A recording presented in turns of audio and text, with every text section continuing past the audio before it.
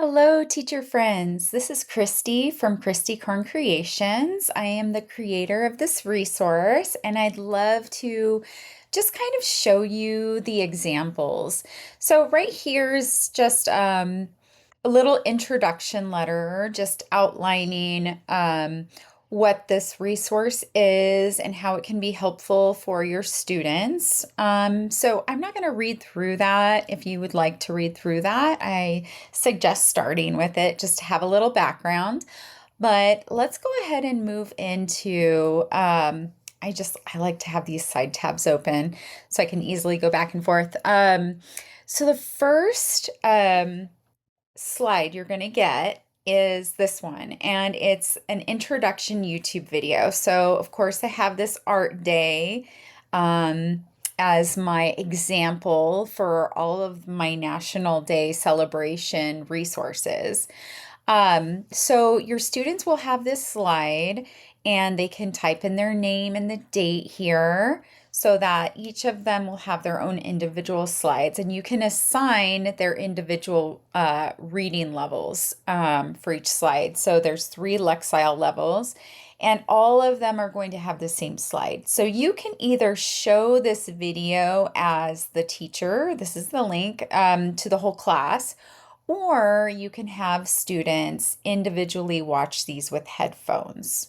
Okay, so I like to give little outlines of everything kind of chunked into sections. So it says you're going to get an outline of all of the activities and notes, and you're going to get how-to slides. These are the next slides that you're going to see.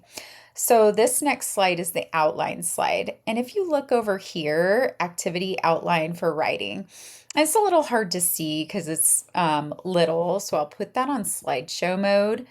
Um, so you're going to start by reviewing the technology slides, and then you're going to have students watch the YouTube video, and then they're going to set up their notes page, and they're going to take YouTube video notes. Then they're going to type a summary, and then they're going to do a digital poster. And I'll go through all of that in just a sec. And then they'll go into informative writing, informative essay, and informative digital poster. And then from there, they'll be able to form an opinion, again, taking notes from the text passage. Then they'll type their opinion writing using the writing frame, and then they'll do a digital poster. This is if you're using the digital Google Slides. Now, again, this resource also comes with printables, so you do not have to have your students do a notes outline.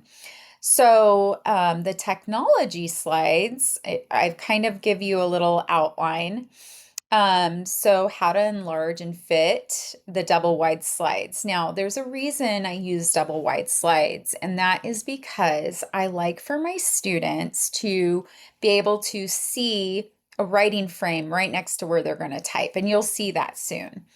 How to quickly undo mistakes, how to color and highlight the text, how to copy and paste images, how to shrink and enlarge images, and how to crop images.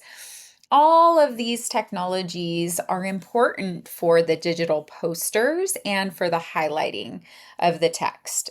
They're then going to do notes, video summary, informative, and opinion. So each of the 3 writing activities are going to require a lined piece of notebook paper for them to outline their notes. And then I'll have examples that are going to show on those slides. Depending on the writing activity, you will outline video notes, great facts, or strong opinion reasons. Write neatly, you will need these notes for your paragraph writing. For the informative essay and opinion writing, you will highlight the text to identify important information to add to your notes. And then type your essay, type your name and your date. Read the paragraph frame before starting. You will type all of the words in black. The words in gray will help you to guide you where to type parts of your written notes. And then there's a yes opinion. All of those words are in blue, and the no opinion are all in orange. And then finally, the digital poster. After completing each writing activity, you will complete a three-part digital poster. You will find images to show each of your three detailed notes, so video summary, and so on and so forth. And then these are technology slides that your students can review. And I recommend 1 to 5 images per section, and I'm going to show you those in just a sec. Okay, so here are the technology slides. And if you look at my screen, you can see the fit right here. So I show that right here, and there's little notes here on the side that are easy. So if I go here, like my example says, then you can see that there are these scroll bars. It made the text much bigger. There's scroll bars so your students can scroll back and forth. And over here on the side, they can scroll up and down. Okay, then I'm going to go back to fit my slide. This one is super important. So kids will make mistakes. The undo arrow is going to be their best friend. Right here at the top, you can undo any mistake quickly. Now, for these activities, students aren't going to really be making the text in different colors, but I still like to have that so that they know what to do. So right next to the little A, I always say that there's like a little highlighting tool. So I have it circled here. The highlight, to highlight the text, first scroll over the text and left press on your mouse to shade over it. Then go to the icon and choose the color you want. So right here, I have some of the highlighter colors, and I actually have a lighter pink color that we use, or I like to use, just because the dark pink is hard to see when you highlight over it. I have how to copy and paste images, and again, some computers say have Control C or Command C to copy, and some have Control or Command V to paste. Others, you'll be able to right click and you'll be able to, like it says here, choose copy image and then paste image. So this just gives a visual of both ways. Now, this slide kind of outlines how to make an image smaller or larger. And I kind of show my students that if you want to make the image smaller or larger, you would go to these little, let me make this larger here. You would go to these little circle deals, and you would right press down or left press down on the mouse, and then you would go in at an angle to make it smaller or bigger. Now, for the sides, I put an X there because if you were to click on the little oval white bottom and go up, it would shrink your image in a way that compresses it like this. I'm going to take this back to fit, and you can see the same thing if you did that to the side. So this is just showing students how to keep their image looking like it's supposed to without squeezing it, but also able to make it smaller. And then cropping can also be a really cool thing because when you work on your posters, some of the images you're going to want are going to be like way too big, or there's just going to be a section that you want to keep. So this is just showing your students how to crop the image.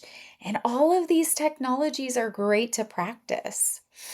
The next thing is I chunk these into sections. So we're going to do the video summary notes using closed captioning, video summary writing frame, and area to type the essay, digital image poster. So I'm just going to show you how this is the example. So this is not showing you how um, just the blank. I give examples here. On the actual teacher slides, you'll get the blank version. And this is just so that you can review this with your students so they have a good visual of what they can do. Um, and so the video title goes here, created by here. So that will be in each slide.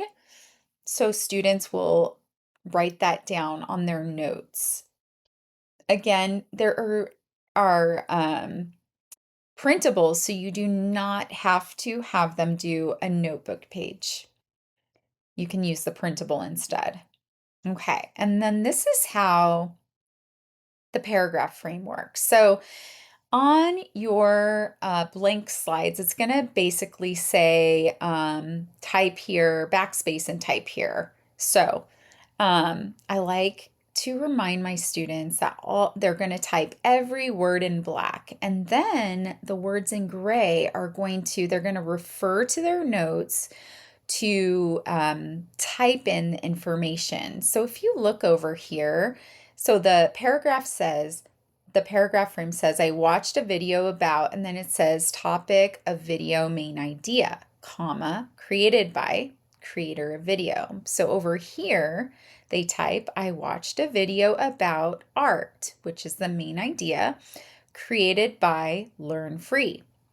I learned many interesting facts about this topic. First, I learned that, and then this is a quotation mark. Or this is a quote from the closed captioning that my students took. Many believe that art is anything that stirs emotions in you. Okay. Next, I discovered that everyone has their own preferences and feelings about art. Now, this is an example of a paraphrase. Finally, I found out that we can tell stories, record history, and feel our emotions through art. Overall, I now have a better understanding of why art is important. So basically, they're going to put in first chosen notes, second chosen notes, third chosen notes, because they're going to take up to 7 notes and choose the best 3 using closed captioning from the video. And then they're going to use this movable circle to choose a word that best ends their paragraph. So overall, I now have a better understanding of why topic or main idea art is important or celebrated or studied or observed or so fun. Just depending on which national day it is, different words will fit in better for different national days. Here, the next slide is an example of the notes they chose. So the first note I chose, you're going to see it's number 3 right here with the circle. Many believe that art is anything that stirs emotions in you. So what I put for number 1 here is anything. So the video talks about how dance and music and theater are also forms of art. So I found images that show those things. Okay. Then the next note I went with was everyone has their own preference and feelings about different kinds of art. So I did a kind of thumbs up and thumbs down, and then this picture shows kind of different forms of art. It's not super different when it comes to music and dance, but I basically said thumbs up or thumbs down with art. Okay, it doesn't have to be super specific, but just an idea of the concept from the notes. And then the third one I chose, we can tell stories, record history, and feel our emotions through art. So over here, I've got different images, storytelling and art, and then like a picture that depicts emotions and some historical and different types of art. So these are just some ways that you can explain why these images were chosen.